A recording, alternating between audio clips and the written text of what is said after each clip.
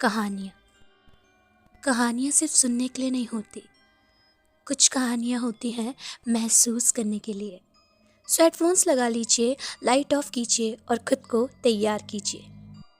मैं हूँ आप सबकी narrator Kaushiki Bhatt and welcome to the channel the horror by Kaushiki.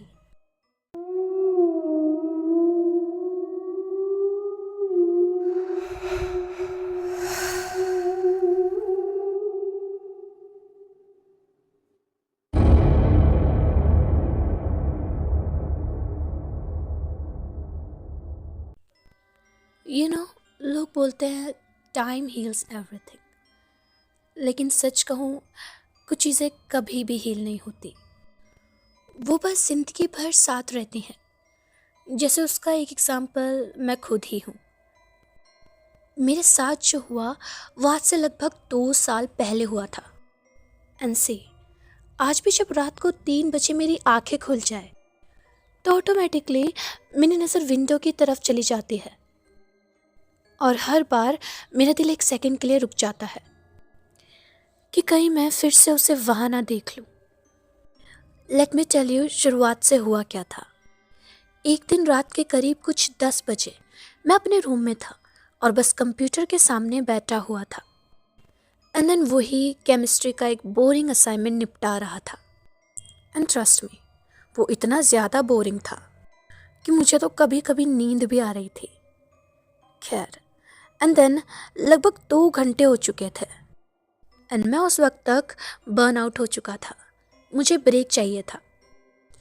सो मैंने बस यूट्यूब को ओपन कर लिया और मैं कुछ वीडियो देखने लगा एंड साथ में मैंने अपने लिए कॉफ़ी भी बना ली, क्योंकि सोना तो मेरी किस्मत में नहीं लग रहा था मुझे। रूम में सिर्फ कंप्यूटर स्क्रीन की लाइट थी, बाकी पूरे रूम में सिर्फ और सिर्फ अंधेरा था। मेरा जो स्टडी टेबल था वो विंडो से थोड़ी दूर था, लेकिन विंडो मेरे लेफ्ट साइड पर थी। इसलिए हमेशा से ही अगर बाहर से मुझे कोई भी कैसी भी आवाज़ सुनाई दे तो वो क्लियरली मुझे सुनाई देती थी।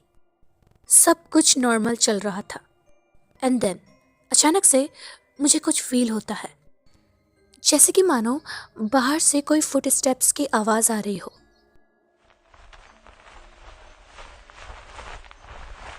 बस एक हल्की सी आवाज़। उसे सुनते ही मैं रुक जाता हूँ एंड देन मैं खुद पर ही हंस गया कि शायद ये मेरी इमेजिनेशन होगी या फिर वीडियो का साउंड। एंड मैंने उस आवाज़ को इग्नोर कर दिया एंड देन मैं वापस से असाइनमेंट में फोकस करने लगता हूँ। 5-7 मिनट बाद फिर से मुझे सेम वैसे ही फुटस्टेप्स की आवाज़ सुनाई देती है और इस बार वो पहले से कहीं ज़्यादा क्लियर थी। और मैंने द सेकेंड उस साउंड को सुना, मैं वहीं फ्रीज हो चुका था। मैंने अपना सर धीरे से विंडो की तरफ घुमाया, लेकिन मुझे वहाँ कोई भी नज़र नहीं आता। एंड अगेन साइलेंस हो गया। मैं इस पॉइंट तक खुद से कहने लगता हूँ कि ओवर थिंकिंग मत कर, क्योंकि मुझे लग रहा था कि शायद ये लेट नाइट जागने की वजह से है। एंड देन मैं अगेन कंप्यूटर की तरफ देखने लग गया एंड लगभग कुछ 5-6 मिनट बाद फिर से मुझे आवाज़ सुनाई दी, लेकिन दिस टाइम वो हंसने की आवाज़ थी। एक हल्की सी हंसी, क्लियर, बिल्कुल क्लियर। और वो सुनते ही मेरी बॉडी में गूज़बम्स आ गए थे। एंड वो सुनने के बाद आई वाज श्योर कि यार ये इमेजिनेशन तो नहीं है। मैं धीरे से उठा और फिर मैं विंडो तक जाता हूँ। बाहर कोई भी नहीं था, पूरी रोड खाली थी, इवन हवा तक नहीं चल रही थी, सब कुछ स्टिल था।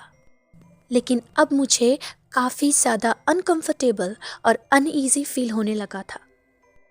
तो मैं सीधा सीधा अपने फादर के स्टडी रूम में गया एंड देन मैंने उनको सब कुछ एक्सप्लेन कर दिया। वो फुटस्टेप्स, हंसी एंड ऑल, सब कुछ। अरे बेटा, कंप्यूटर की आवाज़ होगी या नेबर की यहाँ से आ रही होगी, क्या पता। लेकिन स्टिल मैंने उनको एक बार चेक करने के लिए इंसिस्ट किया तो वो टॉर्च लेकर बाहर चेक करने गए और लगभग 10 मिनट बाद उन्होंने बोला कि नेबर के गैराज में काम हो रहा है। लेकिन मेरे दिमाग में बस एक ही क्वेश्चन था कि चलो ठीक है, अगर नेबर की यहाँ से आवाज़ भी आ रही हो तो वह हंसी। गैराज में कौन हंसता है रात में? बट देन ऑलरेडी वक्त काफ़ी ज़्यादा हो चुका था। मैंने डिसाइड किया कि बस इनफ, एंड मैंने असाइनमेंट को जल्दी से फिनिश किया और अब टाइम रात के 12 बज गए थे। उसके बाद मैंने ब्रश किया, लाइट्स ऑफ करी और बेड पर जाकर लेट गया।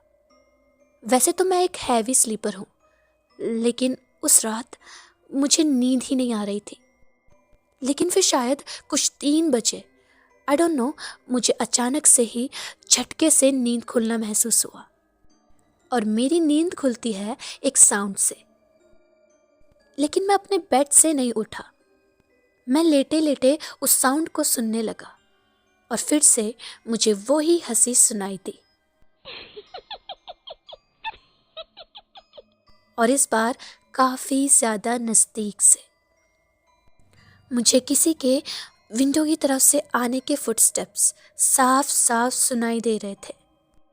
मेरा उस वक्त तक गला सूख चुका था। मेरे पेरेंट्स और भाई भी अब सो चुके थे। मैंने अपना फ़ोन लिया और टॉर्च को उठा लिया और पूरे रूम में लाइट को मैं घुमाने लगा। सब कुछ नॉर्मल था, लेकिन तब तक जब तक मैंने उस टॉर्च को विंडो की तरफ नहीं किया, क्योंकि उसके बाद जो मैंने देखा वो मैं आज तक नहीं भूला और ना शायद मैं कभी भूल पाऊंगा। मैं विंडो के बाहर ग्लास से चिपके हुए एक फेस को साफ साफ देख सकता था और वो चेहरा एक औरत का था और उसकी आंखें सीधा मुझे ही देख रही थी और उसकी वो आंखें बहुत ज़्यादा बड़ी थी और वो बस बिना अपनी पलकों को झपकाए एक टक बस मुझे ही घूरे जा रही थी। उसे देखकर ऐसा लग रहा था जैसे कि मानो वो मुझे नहीं बल्कि मेरे अंदर तक की सोल को घूर रही हो। और उसका जो वो चेहरा था वो काफ़ी अननेचुरल तरीके से पेल था। उसके चेहरे पर एक बहुत ही डरावनी स्माइल थी, जैसे कि मानो उसे पता हो कि मैं उसको देख रहा हूँ। और उसका वो फेस उस क्लास से इतना ज़्यादा क्लोज था जैसे कि मानो वो अंदर घुसना चाहती हो। उस वक्त तक मेरी पूरी की पूरी बॉडी कांप रही थी। मैं उस वक्त चिल्ला भी नहीं सका। मैं कोशिश करने लगा कि मैं कुछ कहूँ, लेकिन मेरे अंदर से तो मानो आवाज़ ही नहीं निकल रही थी। वो औरत अभी भी वो सिर्फ और सिर्फ मेरी तरफ देख रही थी। उसकी आंखें बिना झपके यहाँ वहाँ, जहाँ जहाँ मैं जाता वहाँ वहाँ वो उन आंखों से मुझे देखती। और फिर अचानक से ही मेरी आवाज़ निकली और मैं ज़ोर से चिल्लाया और सेकंड्स के अंदर अंदर वो गायब हो गई। मेरे पेरेंट्स भागते हुए मेरे रूम में आए। उन्होंने जब मेरी वो हालत देखी तो उन्होंने मुझसे पूछा कि क्या हुआ है, एंड मैंने घबराते हुए उनको सब कुछ बताया। एंड मेरे बताने के साथ ही वो बाहर चेक करने के लिए गए, लेकिन उन्हें वहाँ कुछ भी नहीं दिखा। उन्होंने बोला कि शायद वो मेरी इमेजिनेशन होगी, क्योंकि रात को मैं ढंग से सोता नहीं हूँ। लेकिन मैं जानता था मैंने क्या देखा है, एंड वो रियल थी, एंड वो वहाँ पर थी।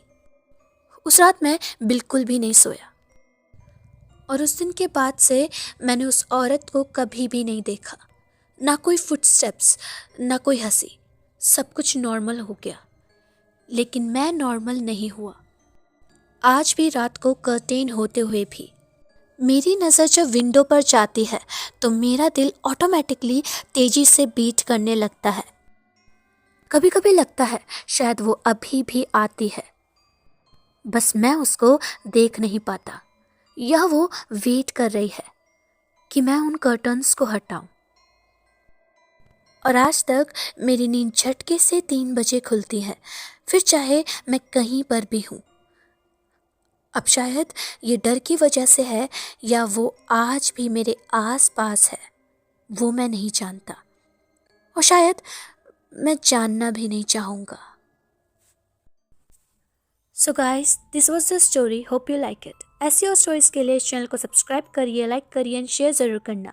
मिलते हैं नेक्स्ट स्टोरी के साथ, तब तक के लिए keep listening the horror by Kaushiki.